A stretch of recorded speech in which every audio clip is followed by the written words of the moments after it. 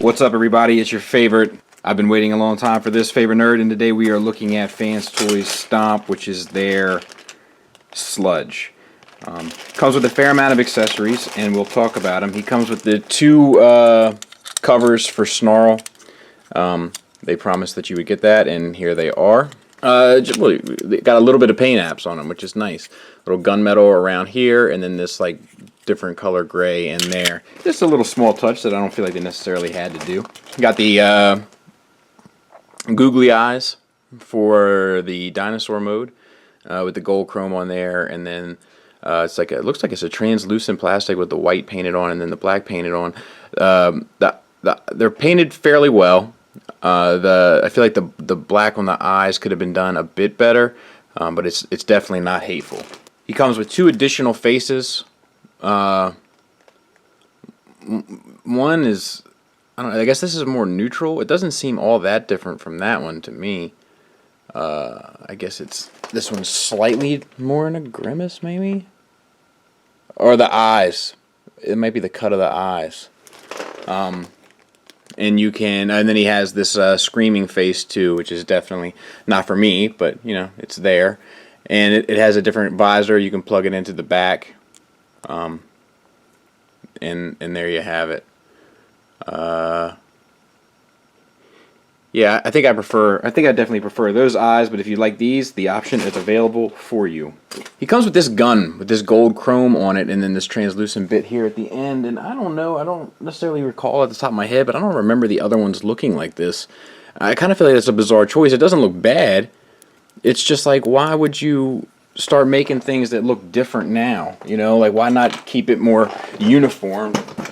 I don't really get that conceptually. We'll try to open up his hand here a bit and see how he holds it. There's no chrome on it, so that's usually a good thing for Fanstoys in regards to holding weapons.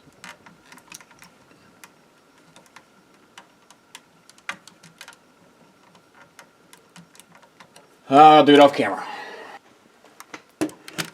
So he does hold it, but the tab doesn't seem to hold it as well as just the tension on the fingers. You see what I'm saying? Like, it's in there, but the tolerance isn't really sticking. So that's not the best. And then lastly, we have the sword with the red chrome and the translucent blade that we've kind of become accustomed to. And he holds that like a champ. So they toleranced it for the chrome, but that doesn't help you with the gun. So it's kind of like, you know, I'm going to check the other hand with the gun just to make sure. And then he comes with red eyes also for the face if you prefer that. And this thing here, which I'm not sure what this is, I'll be honest with you. There's no instructions or anything. This was sent to me by Mr. Hung to Go from 215 Toys. And once again, he asked me not to shout him out. And once again, I said, I am going to shout you out because you're doing me a favor by allowing me to get this up for people. And I do what I want. So take that. Pretty cool dude. Definitely appreciate him letting me take a look at it. Let me open up this hand here.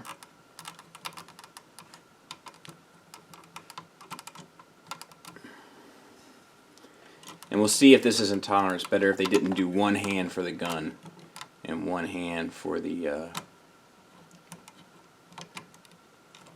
Nope. Still loosey-goosey. So both seem to be tolerance more so for the sword with the chrome on it and not for the plastic handle grip of the gun. The head is on a hinge swivel, and then it also sits on a hinge so you get a little further up and down, which looks good. I like the head sculpt a lot. I'll raise the camera up so we can get a better look. He's a pretty massive figure. Head sculpt looks really good. You know, like they've gotten some grief for their head sculpts in the past. I feel like this one is one of their better ones. This is painted, it's got a chip on it, but that's probably from wear and tear from being shipped to different places. And the rest seems pretty much good to go. It's got the metallic finish on the face. So the red here has this metallic finish on it that looks really, really sharp to me. It's not the same baked on paint that we've seen with Slag, but it's also not the straight plain red that we saw with Snarl, so I'm okay with that. Translucent piece here, that's an odd choice to me. That's very cartoon accurate, toy accurate, so that's a bit of an odd choice to me. Not hateful, just pointing it out. Underneath we have this tech detailing, I guess the blue paint and the red paint, and that's all done fairly clean, as well as silver paint and red paint up in there. That all looks really sharp, really good. The paint apps look good in general. These tubes are painted here as well. Waist swivel, ratcheted, feels good. The wings, you obviously get the hinge here. You also get an additional hinge here, right there, and then there's a swivel here, is what I meant to say for the first hinge. And then it's also on a ratcheted hinge here, which is pretty cool. I dig that a lot. The wings themselves are done in the chrome, the silver chrome. Tech detailings and stuff are all painted. Look how they clean that head up. I dig that. I like it. Smart choice. Totally get behind it. Shoulders, cool stuff going on here. Stuff they didn't have to do and they did do. So you get the hinge here. It's on a ratchet. You get a hinge at the torso to get you all the way up. So no limits in articulation, even though you're a bit limited by the sculpt here to the hinge here. This is added in, and not only does it make transformation easier, I would imagine, but you get the full range of motion. Dig it. Silver's painted well, gold in there with the translucent on top, ratcheted this way as well. So I can't complain. The joints feel smooth as silk. Bicep swivel, not a squeak in there, but holds with tension just fine. Elbow, single hinge, gets you 90 degrees, looks good. Toes, got the chrome on them, and then we have some silver paint there and chrome there as well. Wrists on a swivel, thumb is on a ball peg, fingers individually articulated, which you know is not my favorite thing in the world, but at least those articulated fingers are all on hinges and the fingers line up pretty good, so it still looks fairly anatomically correct. This is possibly one of the best looking individually articulated hands I've ever seen, must admit.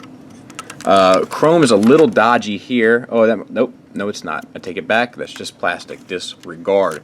Same for the other side. For the hips, I do have a complaint here, and we'll get to it. I love this gray paint here. It's subtle, but it looks good. The red paint there and the lighter gray paint there all looks good. All the paint done on the inside of the wings looks good too. The tubes, the blue, the silver, the red, all look sharp. Hips, universals, but it's not a rocker out this way, and he's heavy. He's really heavy, so it doesn't hold. Now, I don't know if this is their final thing, so to Fanstoys, I would say I would advise an outward ratchet. Forward ratchet's intact, holds like a champ. Knee has a ratchet, holds like a champ. Well, holds like a champ for the most part. It'll give it a little bit of pressure. Once again, the joints feel smooth as silk. Thigh swivel, not a squeak in there. Feels great. Knees, same on the other side.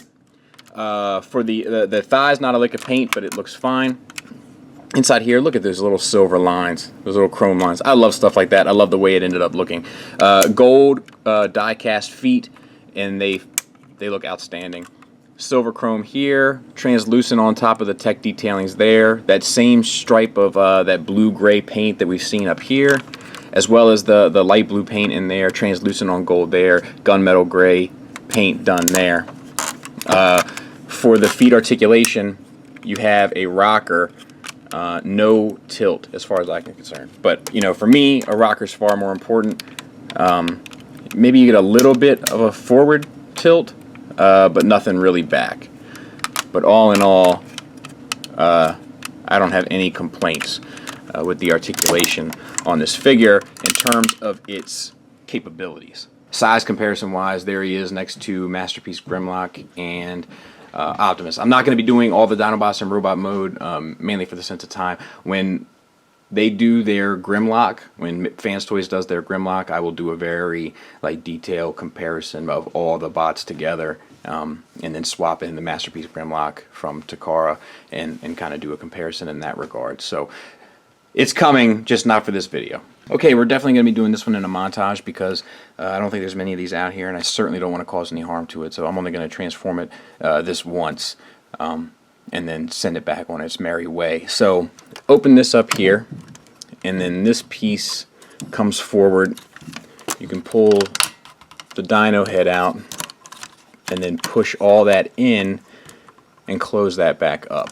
Make sure the fists are balled up, open these up like a butterfly, and then open up this cap here, rotate that in, cap down, butterfly back together. Same on the other side, open up here, down, fist in, up, butterfly back together. Let's rotate the waist just in case. This is the part I was telling you about here, so you can bring this head up. That's on a ratchet as well. Bring the arms up. Start bringing these around. Bring the arms down and bring this down. And then the wings capture the head assembly. And then they tab together. Arms go down. Straighten the head up. There's these mechanisms here, and if you get the leg I guess it's the leg that releases it, then you can move this whole assembly down like the G1, so like that. Then you should be able to bring it back around. And you might want to do that before you close this up initially. Then you get to this point, you want to open all this up here, you know, typical kind of Dinobot fashion that spins outward. And grab this piece, open that up, push the dino legs out, they accordion, and then you can actually close that back up. Just to help you try to keep some of that together. The thigh actually extends, and that is a bit tight, but at least it's not sliding around on you. And then rotate at the thigh, bring it around, and collapse it onto the body of the dinosaur. Same on the other side. Open all this up, swing it. I always want to swing it that way, but you swing it down. Untab that, rock the dinosaur leg out, then you can recapture it.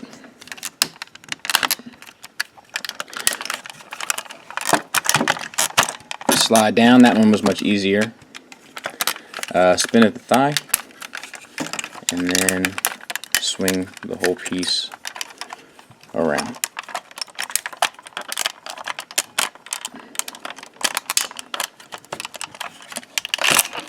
You got to make sure everything is kind of lined up properly, and then tab it together. On the underside, open these panels up here.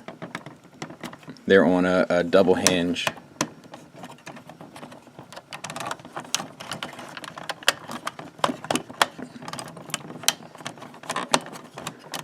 Close them up. You can come down here, kind of straighten get your dino tail oriented, and then line all that up. Start tabbing.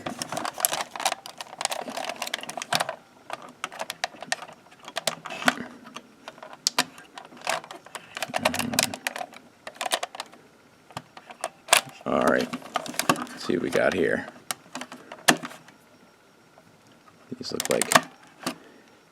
These look like tabs as well. Let's see if we can't get those out with a tool. Oh, didn't even need a tool. How about you? Bring this around.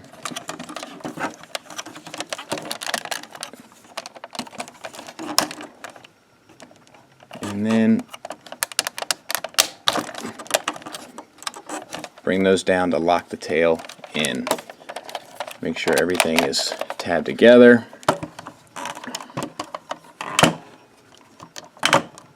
Open this up. Bring the rear dyno feet out.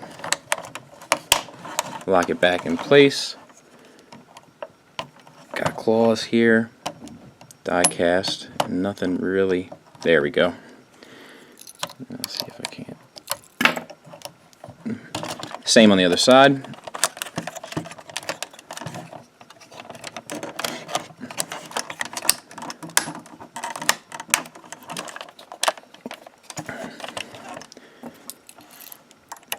Dyno toes out.